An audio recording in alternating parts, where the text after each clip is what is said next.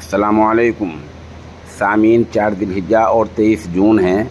ख़बर का उन्वान है वज़ीर-ए-आज़म मोदी ने अमेरिका में क्या कहा। ख़बर थोड़ी ध्यान से और तफसील से सुनने की ज़रूरत है। वज़ीर-ए-आज़म मोदी ने अमेरिका में 24 घंटे पहले कहा, जमहूरियत हमारी रगों में है, हम जमहूरियत की ज़िंदगी जीते हैं। हमारे आबा व अजदाद ने आइन को लफ्ज़ों में ढाला है। जब हम जमहूरियत में रहते हैं तो फिर इम्तियाज़ी सलूक का सवाल ही पैदा नहीं होता। हमारी हुकूमत सबका साथ, सबका विकास, सबका विश्वास, सबका प्रयास के उसूलों पर चलती है। हिंदुस्तान की जमहूरी अक़दार में कोई इम्तियाज़ नहीं होता है। उन्होंने कहा कि हुकूमत की स्कीमें सबके लिए हैं और ज़ात पात, मज़हब व फ़िरका वगैरह के हवाले से किसी के साथ कोई इम्तियाज़ नहीं बरता जाता है। वज़ीर-ए-आज़म ने कहा कि जब आप जमहूरियत की बात करते हैं, जमहूरियत में रहते हैं, तो इसमें तफरीक की कोई जगह नहीं है।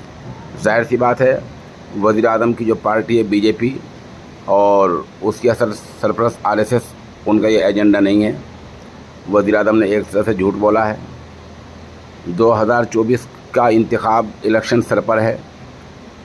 वज़ीर-ए-आज़म आएंगे और इस इलेक्शन को जीतने के लिए अब ये हिंदू मुस्लिम करेंगे, इसके अलावा इनके पास कुछ नहीं होगा। हमारी सब सामीन से, क़ारीन से दरख्वास्त ये है कि जितने बयानात बीजेपी के बड़े लीडरों के इस मौके पर हों, आप उन तमाम वीडियोज़ को यकजा करें। हम भी कोशिश करेंगे। और जो मिली जमातें हैं, उनके जो सोशल मीडिया सेंटर हैं, उन सबको चाहिए कि इनके बयानात यकजा करें।